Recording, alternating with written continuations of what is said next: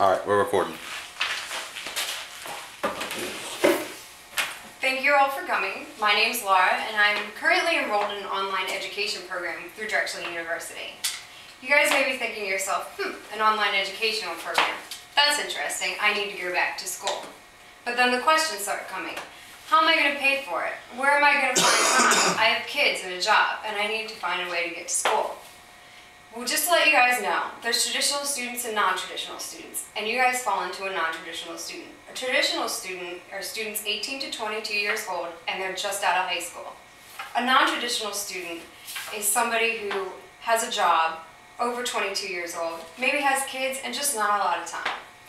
I recently just received the Drexel Dragon from Drexel University, which is a publication that the school print has out, and Joe O'Reilly actually did a piece on today's non-traditional student. He wrote, "The non-traditional student is not easily conceptualized. The student can be of any age, race, or background. This student might be a stay-at-home mother, a veteran with fresh discharge papers, or an older person preparing for a second career. So maybe you fall into some of those categories. There are many options out there for students who want to continue their education on their time or on their schedules. The U.S. Department of Labor says that non-traditional students or adults are 80% more likely to enroll and finish school with a degree compared to the traditional students right out of high school, which are only 40% likely to finish with a degree." Sounds pretty good, right? Absolutely. I can think of another thing that sounds good right now. I conducted a few interviews in the area on hiring managers from a restaurant, a bank, and a state employment program. When I asked the question, if you were hiring a new employee and you had many candidates, what would be some qualifications or what would help you make a decision? Across the board, the first answer was, well, willingness to learn and experience. And then I asked another important question. What if one of them had a degree? And again, across the board, if it came down to two equally qualified candidates, the person with the degree would get a job. So now you have motivation. What are your options? The first option would be, say you're a stay-at-home mom and you work nights. You can conveniently go to school during the day and enroll in a traditional program at pretty much any university or college. That would take maybe 3 to 4 days of your time, and you could do 3 or 4 classes. If you did it all year round, you could easily get your associate's degree in a year or 2 years, and a 4-year bachelor's degree in 4, and if you did it all year round, it would take maybe 3. If that would take too much of your time, you can go back to school on a night program. Say if you had a day job or you had children who needed to be cared for at home and you didn't have any other way to go. There are many schools that offer evening programs. These programs usually have classes where you can take 2 or 3 classes during the week, and they run maybe 2 or 3 hours long per class. So if that's not good enough for you, you can also do a Saturday Scholar program. I checked into Wilmington University's program, and they do Saturday Scholars, which is a program that's just Saturdays. You can take up to 2 classes per Saturday, and they're about 5 weeks long.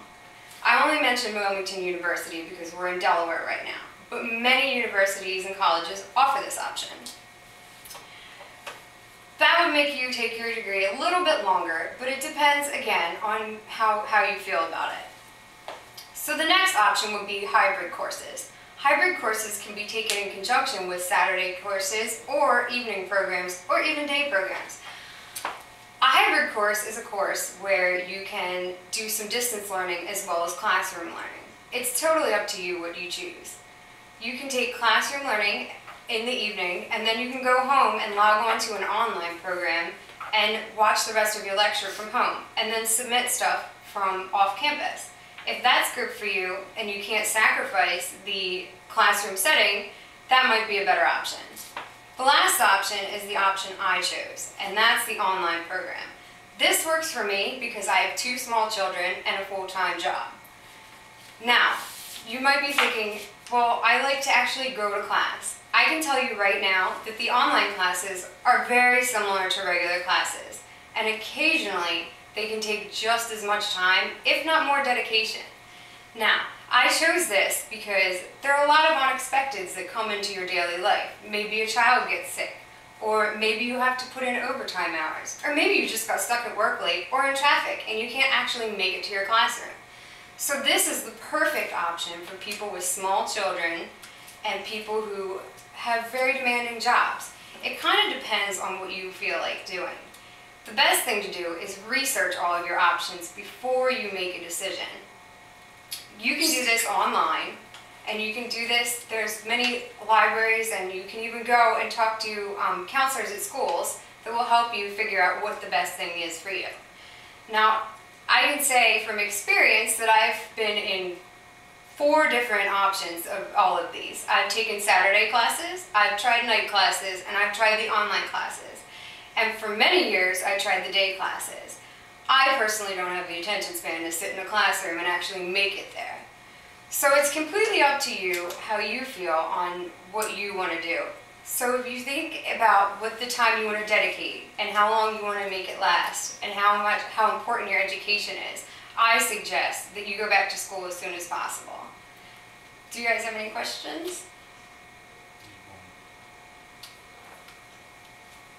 What's the finances for the Saturday classes? The Saturday classes?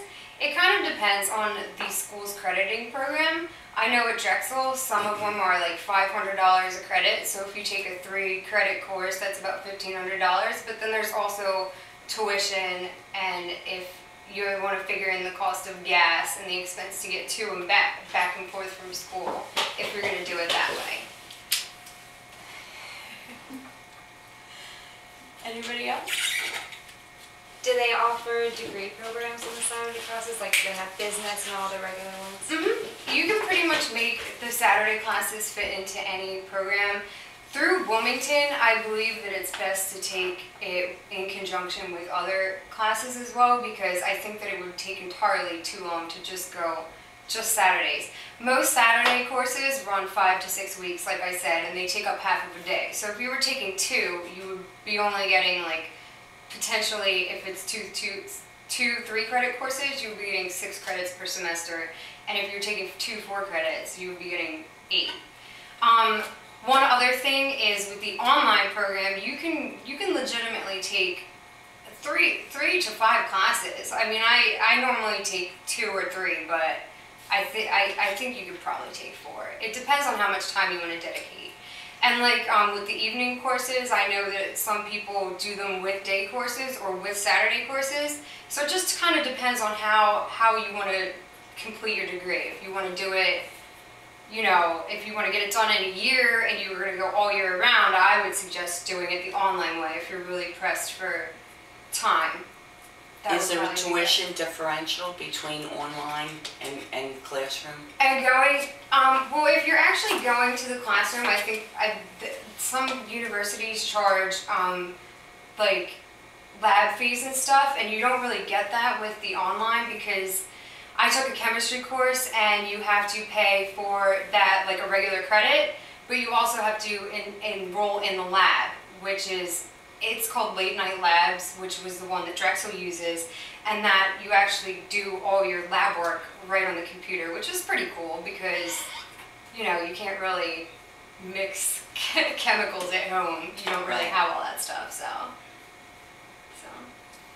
Well, thank you. Yes, thank you. Thank you all for coming, and I hope you guys will go home and make good decisions. Yeah.